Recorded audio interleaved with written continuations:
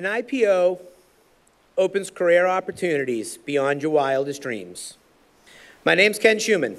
I got to lead Trulia's IPO in 2012. Too often as startups grow, hit new milestones, they start to pull in people from the outside who have been there and done that. They feel the gravitational pull to bring in people who've scaled companies, or maybe have done an IPO before because it's definitely something you just can't screw up. I'm going to share with you 10 steps today on how to own the IPO process and earn a seat at the table. Let's jump right in. Step 1, establish trust early and often. Every time I start a new role or a new client relationship these days, my #1 goal is to earn trust. There's no silver bullet for making it happen. It's a compound interaction. Little things build trust along the way. Every interaction matters. Our roles are unique. We need to know the good, the bad, and the ugly if we're going to be effective. We are asking the CEO to share the most vulnerable information with us, whether it's about employees, the business, accounts, whatever it may be.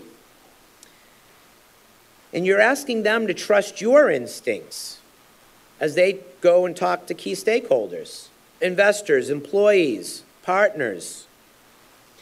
Establishing trust with the CEO and general counsel is your first opportunity. Throughout the process, you will then start to meet some folks from IR and the CFO as the process really begins. If no one trusts you wholeheartedly, leading an IPO is off the table. It's important to win everybody over, and in most organizations, you either find yourself as a small inner working group or you find yourself on the outside. Establishing trust early and often will help you get that insider spot. Step 2, be proactive and curious. Coming here today is a good start. Now bring back what you learn to your leadership team. Start with a one-on-one with your CMO or CEO. Share what you heard today and your excitement for what's about to unfold in front of them and for you. Ask then to present to the entire exec leadership team at a leadership meeting. By the end of today, I want you to feel empowered to own the process and rise to the challenge. To get ready for Trulia's IPO, I used LinkedIn, and I emailed a bunch of people who had recently completed IPOs. Danny Dudek was one of the first person who responded to me. She was at Zynga at the time. For those of you who remember, getting an invite to Zynga for lunch was a coveted invite. You walked through the lobby, which was a fun house, through what felt like a video game, and she opened the doors to me. We spent an hour chatting. She talked to me about the process, the pitfalls, everything that can go wrong and will go wrong.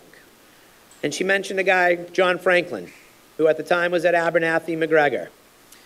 12 years ago, she introduced me to John, and John became a confidant really quickly. John is going to do our closing keynote today and deliver his thoughts, which is a little different from traditional IR, on how to drive valuation. I met a few other additional execs who had recently done IPOs.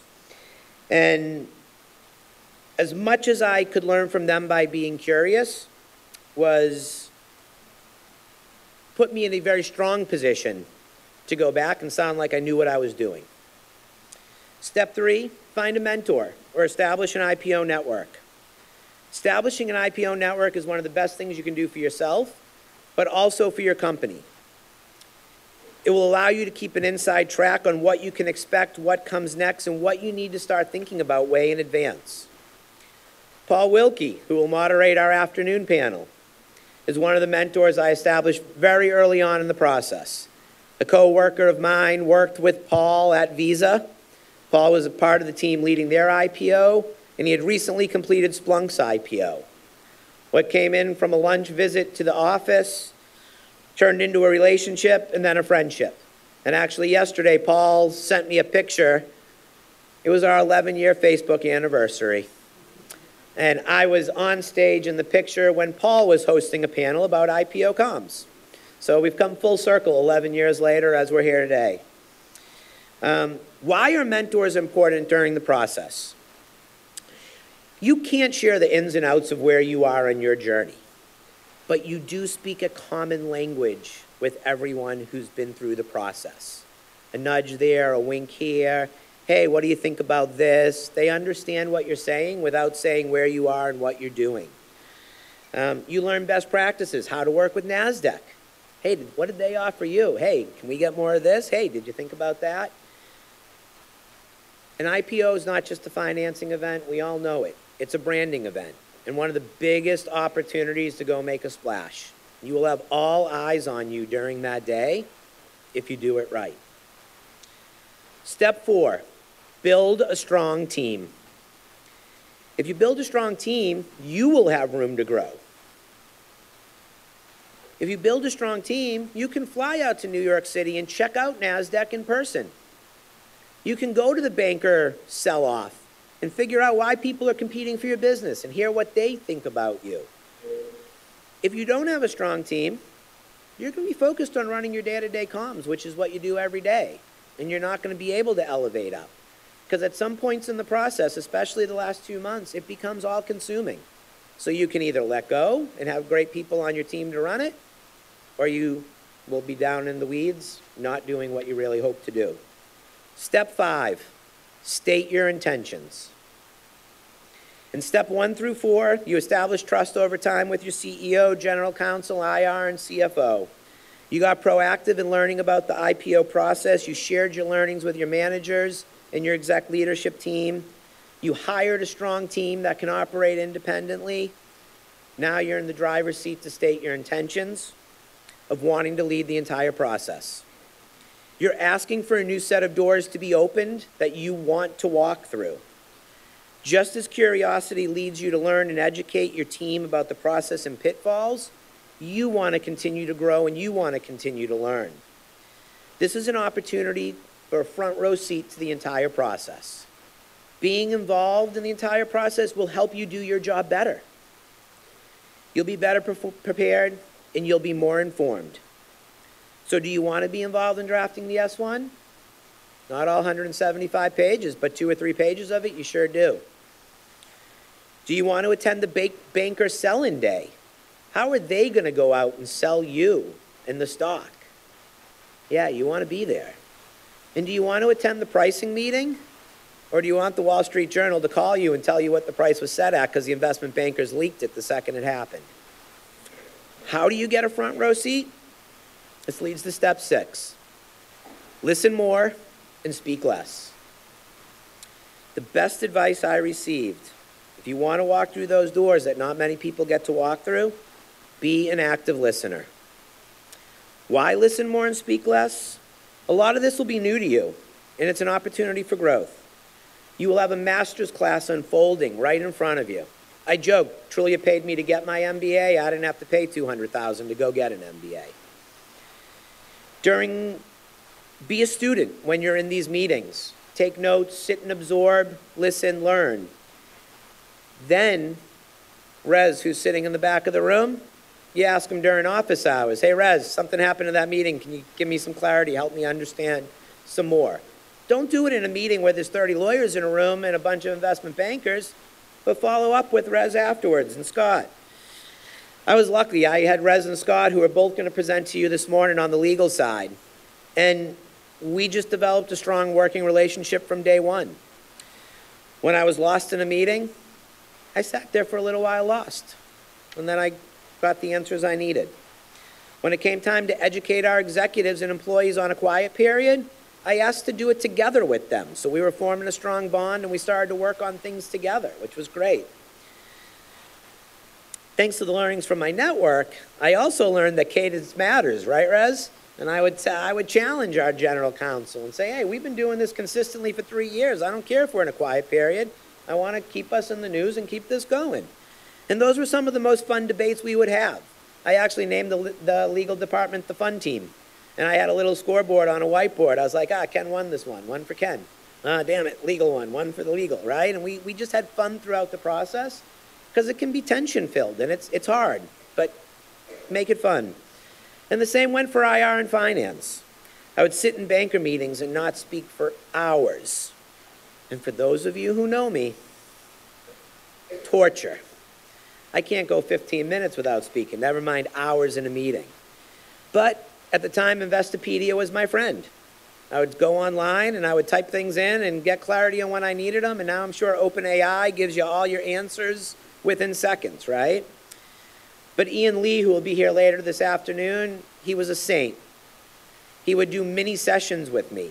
We did one on short sellers. Hey, what the hell is a short seller, and why, if their percentage grows, it's something to be aware of and maybe concerned about, right?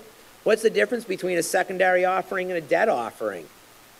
This PR guy didn't know, but Ian would take the time and explain to me and educate to me. And Ian, when you get to meet your head of IR or develop a relationship, they are the yin to your yang. Share your messaging early, partner with them, because you're ultimately both doing the same things, just for very different audiences. Step 7, don't view this as a business transaction. This is just the beginning. As a public company, you may do a secondary offering, acquire other public companies, you have quarterly earnings, and more. Establish strong relationships internally. That will happen naturally.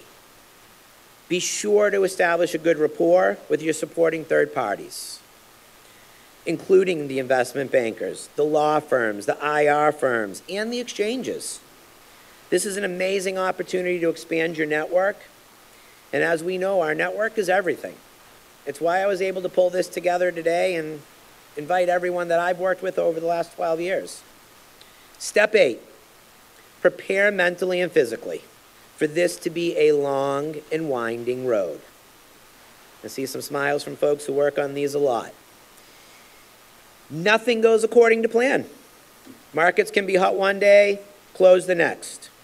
A war can break out, rising credit rates could cripple a market. Delays happen. And sometimes they're extended delays.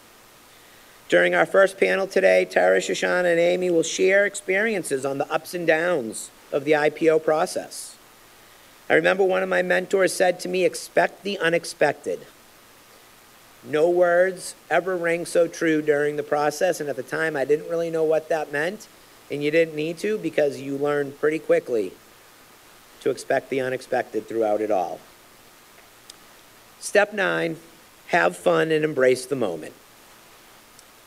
In our careers, we have days we will not forget. Highlights you remember the rest of your life.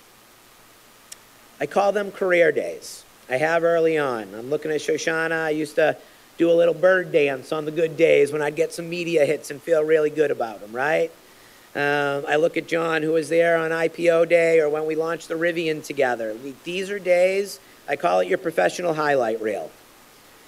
They're stressful. We work hard, but taking a step back and savor and enjoying the moment or enjoying the process while it's hard, so damn important. And then step 10, be ready to grind again. Preparing and executing for an IPO is a lot of work. It's an awesome milestone for a company, and you should savor it. But the reality is, the next day you go back to work, and you're a public company. You have a whole new set of investors, a whole new set of business goals overnight.